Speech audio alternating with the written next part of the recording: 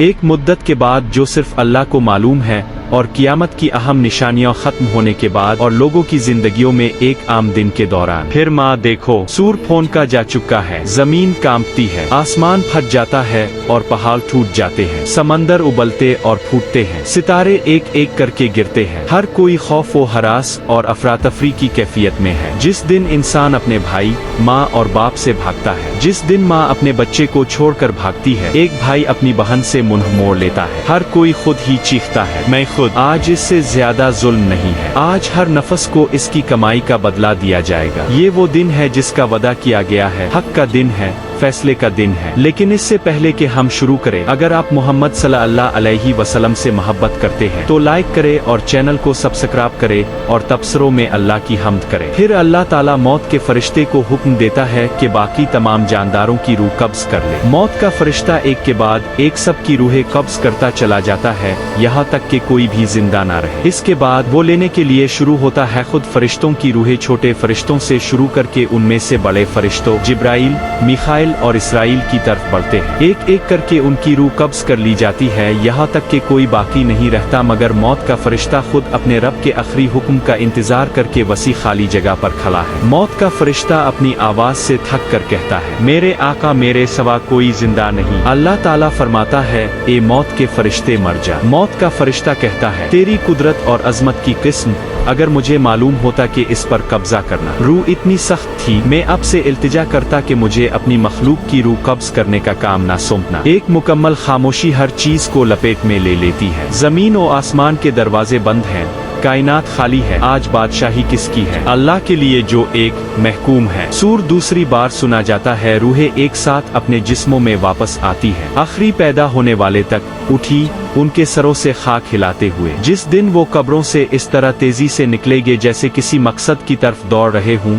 तो तुम गुनहगारों की आवाजें सुनोगे, अफसोस हम पर जिसने हमें हमारी आरामगाह से उठाया। मोमिनों ने जवाब दिया कि ये वही है जिसका बड़ा मेहरबान वादा करता था और रसूलों ने सच कहा था। और इस दहशत के दरमियान पुरस्रार और खौफनाक मनाजिर सामने आते हैं। वो औरतें कौन हैं जो आग के कपड़े पहने अपने जिस्म को जलाकर भागती और चीख रही हैं? कौन वो लोग जिनके मुंह से खून टपक रहा है जब वो हुजूम के दरमियान भाग रहे हैं? और वो नन्हे लोग कौन हैं जो नन्ही चींटियों की तरह दूसरों के पैरों के दरमियान घूमते हैं? सवालात जिनके जवाबात नहीं है। हर मंजर कियामत के राजों में से एक राज रखता है। जमीन एक और जमीन में बदल गई है, एक खालिस सफेद सरजमीन जिसमें किसी के लिए कोई निशान नहीं है। लोग मुकर्ररा सरजमीन पर जमा होते हैं और हर कौम इसके नबी के पीछे चली जाती है। मूसा, ईसा, इब्राहिम और मोहम्मद सल्लल्लाहु अलैहि वसल्लम की कौम। एक शानदार मंजर कभी नहीं देखा। पहले नबी करीम सल्लल्लाहु अलैहि वसल्लम का झंडा सितारे की तरह चमकता है। उनकी कौम तादाद में सबसे बड़ी है। उनके चेहरे चमक रहे हैं। सूरज को सरों के करीब लाया जाता है। जिनका ईमान मजबूत होता है उनको अल्लाह अर्श के नीचे साया देता है, और जो गफलत में पड़े हुए थे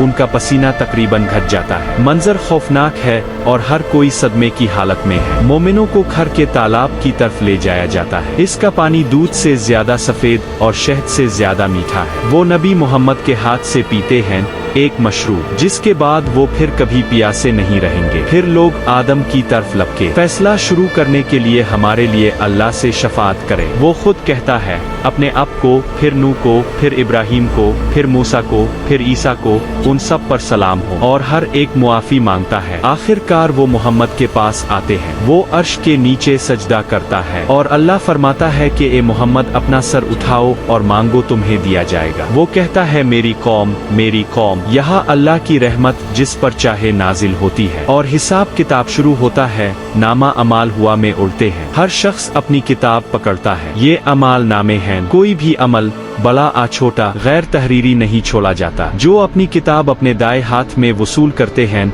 वो खुश होकर कहेंगे कि आओ मेरा रिकॉर्ड पढ़े। लेकिन जो लोग अपनी किताब अपने बाईं हाथ में वसूल करते हैं वो उदास होकर कहेंगे, काश मुझे ये किताब कभी ना मिली होती, ना जाने मैंने क्या किया। मुख्तलिफ चेहरे और एहसासात जाहिर होते हैं। ये है वो नौजवान जो अज़ाबन कब्र से बच गया। पिछली किस्त में अब वो अपनी किताब अपने दाएं हाथ में लेकर खुश दिखाई देता है। कुछ राज खिलने लगते हैं। वो औरतें जिनकी परवरिश उनके कपड़ों को जलाकर की गई थी, वो हैं जो अपने जिस्म को बेहयाई से दिखाती थी और मुसीबतें खड़ी करती थी। जिन लोगों की परवरिश उनके मुंह से खून टपकती है वो हैं जिन्होंने सूद, रिबा और दूसरों के हुकूक लिए। जिनकी परवरिश चींटियों की तरह हुई है वही लोग हैं जो जमीन पर मुतकब्बिर और मुतकब्बिर थे। क्या तुम समझते थे कि हमने तुम्हें पैदा किया है और ये कि तुम हमारे पास वापस नहीं आओगे? फरिश्ते इस्लाम को कौम कहना शुरू कर देते हैं। वो पहली कौम है जिनका इंसाफ किया जाएगा। फैसले की दो कस्में हैं। लक़िस्म एहसान, ये वो नेक लोग हैं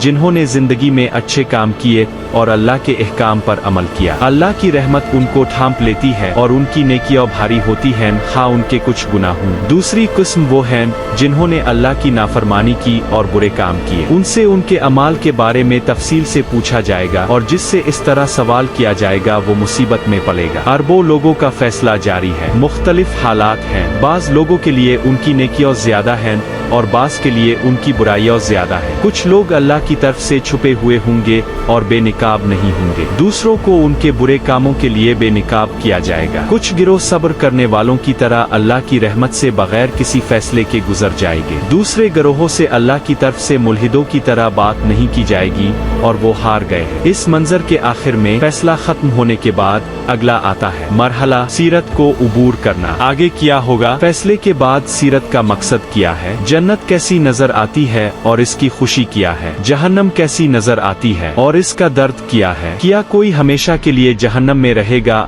वहाँ से निकलने की उम्मीद है। सफर जारी रखने के लिए हिस्सा 3 में हमारा इंतजार करें।